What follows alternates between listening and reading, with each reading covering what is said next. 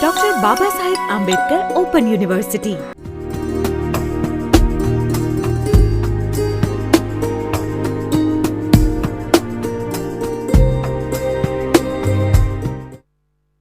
As per the traditional approach, the classification of accounts, the accounts are classified into two types: personal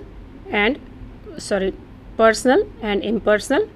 Personal accounts are further classified into three: natural persons, artificial persons, and representative persons. Correct? Now we discuss about the impersonal accounts. Impersonal accounts can be of two types: real and nominal. Real accounts are the accounts which records the transactions of either goods or properties. The accounts which record the transactions of goods or properties are known as real accounts. Now, which are goods accounts? See, purchases account is goods account. Sales account are also goods account. Purchase return and sales return are also goods account. So, they are categorized as real account. Purchases, sales, purchase return, sales return, they are all known as their goods account and they are categorized as real account. In the same manner, all the assets, all the properties account are also real account. For example, buildings account, a real account. Investment, goodwill, furniture, machinery, plant, all these are properties and their account are known as real account. Real accounts are further classified into two: tangible real, intangible real. Tangible real account, again as the name suggests, are those accounts which can be seen, which are tangible. So those accounts which can be seen or touched, or if they have physical existence, then they are known as tangible real accounts. For example, building, you can see the building, you can touch it, it has the physical existence, right? So building, plant, machinery, this can be said to be tangible real account. And what is intangible real account? Which cannot be seen, right? Tangible real account means the account which cannot be seen, the property, which cannot be seen, which cannot be touched, and which does not have physical existence. But remember, it does have the value. It can be measured in terms of money. Therefore, it is real account. It's a property. It has value. What is the example of intangible real account? Goodwill? Yes. Patent? Yes. Trademark? Yes. All this, goodwill, patent, trademark, they do not have physical existence. You can't see them. You can't touch them. But they have some value. They can be measured in terms of money. So they are known as intangible real accounts. So these were real accounts. Now another category of impersonal account is nominal account. Nominal accounts are the accounts of expenses and income. All the expenses and income like salary, printing, postage, stationery, advertisement, discount, dividend, interest, commission, they are all the expenses and incomes account and they are treated as nominal accounts. So this was all about the classification of accounts. We discussed this because it was important to know the types of accounts before we discuss the rules of basic rules of debit and credit. The rules of debit and credit, there are three rules as I said, and if you want to apply the rule, which rule out of these three, which rule should be applied to a transaction, it all depends on the type of account, which type of account you are dealing with. On that, it depends that what rule of debit and credit should you apply. So this was the classification of accounts. Now let us come to the concept of debit and credit. Friends, the concept of debit and credit, let us look at this. The term debit and credit are derived from the Latin terms. Debit is derived from the term debere or debitum, which means what is due, and the term credit is derived from the Latin term credere or creditum, which means something entrusted or something loaned, right? The abbreviation, as you can see on this teletype also, the term debit is abbreviated as DR, and the term credit is abbreviated as CR. We generally use this short form, debit and credit. We use this short form to say debit, DR, and credit as CR. Now, in simple terms, our accountant believe that debit is left and credit is right. In simple words, debit means left, credit means right. Now, left and right of what? It is left and right of an account. Dear friends, in the main books of accounts that we generally prepare in the business are journal and ledger and cash book, etc., right? In the ledger we open different accounts. All the accounts are opened in the ledger, and you know the format of account. The format of account, the account looks like a capital letter T, like this. Look at the slide. An account looks like, if you look at it, you can visualize the letter T, capital letter T, if you look at the slide. Now this is vertically. Account has vertically. This T has two sides vertically. The left hand side is known as debit side. On the right hand side, we have to record the credit transaction. So our accountants say that debit is left, credit is right. On each side, we have these columns. On debit side as well as on the credit side, you will have a date column, particulars column, and an amount column. So this is how an account is prepared, and debit and credit side are shown, are displayed, and the transactions are recorded accordingly. Generally, assets, expenses, withdrawal, all these have debit balances. Assets always have debit balance. Expenses always are written on the debit side. Incomes are written on the credit side always. Capital also has a credit balance. Liabilities also have a credit balance, correct? So this is what is the concept of debit and credit. Now look at this slide. These are the rules of debit and credit. As I said, there are 3 rules of debit and credit. For the purpose of these 3 rules, the accounts are categorized under main 3 heads: personal, real, and nominal. There are 3 types of accounts: personal account, real account, and nominal account.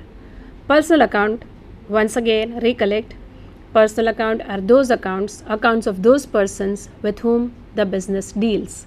And the rule of personal account is, now this is very important for you, rule of personal account is debit the receiver, credit the giver. Okay. Another rule of account is for real account. Real account, as you know, as we just discussed, real accounts are the accounts of goods and properties. And the rule of real account is, remember it very well, debit what comes in, credit what goes out. The rule of real account is debit what comes in, credit what goes out. And third rule is for nominal accounts. Nominal accounts are the accounts of expenses and income. So rule of nominal account is debit all expenses and losses, credit all incomes and gains. Memorize it once again. Rule of personal accounts, debit the receiver, credit the giver. The rule of real account, debit what comes in, credit what goes out. And the rule of nominal account is debit all expenses and losses, credit all incomes and gains. Now these rules, the rules of debit and credit, how to apply them? There are 4 golden steps. If you remember them and if you are very clear about them, you will be the best at accounting.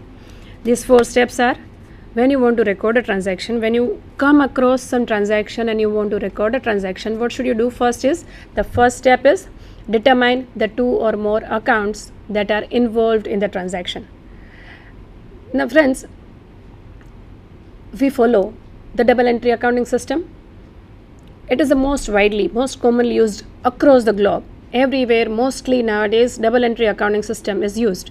And in double entry accounting system, every transaction has at least 2 effects, dual effect.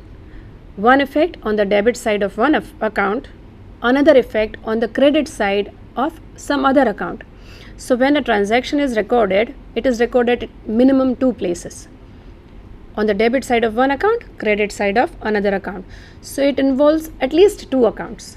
Any transaction, any given transaction includes at least 2 accounts. So the first thing, when you read a transaction, the first thing you should do is identify those two accounts, those accounts which are affected by a transaction. This is the first step.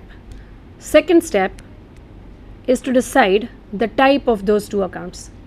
The accounts that you've identified, the accounts that are affected by a transaction, which type of accounts are they? Real, personal, or nominal? So you have to decide the type of account. Then you have to decide which rule will apply.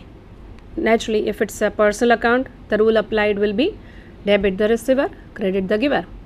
If it's a real account, the rule that will be applied is debit what comes in, credit what goes out. If it's a nominal account, the rule that will be applied is debit all expenses and losses, credit all incomes and gain. So you have to decide which rule will have to be applied. And finally, in the fourth step, you have to decide which account will be debited and which account will be credited. So these are the first step. Memorize them. First thing, you decide which two accounts will be affected due to a given transaction. Secondly, you decide that which are the types of these accounts, these two accounts which you have identified. In the third step, you have to decide the rule which will apply. And in the fourth step, you have to decide which account will be debited and which account will be credited. Now let us take an example and try to apply these rules to that example. This one transaction, if one transaction takes place, if a businessman purchases goods on credit from Mr. Ram, goods of rupees 10,000 on credit, goods of rupees 5,000 say, then how will you record this transaction? Now what you have to do, as I said, you have to apply 4 steps. First of all, you have to decide which two of accounts are affected. Now because of this transaction, purchased goods from Mr. Ram, rupees 5,000, because of this transaction, which two accounts will be affected? Number 1 is purchase of goods, because due to this purchase, the stock of goods in the business will increase. So we have to add it to our goods, to our purchases account. So one effect will be in the purchases account. Purchase account will be affected, number 1. Another account that will be affected is Mr. Ram's account. You are purchasing goods from Mr. Ram. See, this is not a cash transaction. You are not paying cash. So cash account is not affected. Mr. Ram is giving you goods for nothing. Nothing, Mala. Just now you're not paying anything.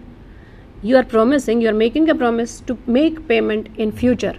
Right now you're not paying anything to Mr. Ram. So right now Mr. Ram is just giving you goods, not receiving anything. So you have to record that you have purchased goods of 5,000 from Mr. Ram and you have to make payment to Mr. Ram in future. So Ram's account will have an entry, will have an effect. So this transaction will have 2 effects.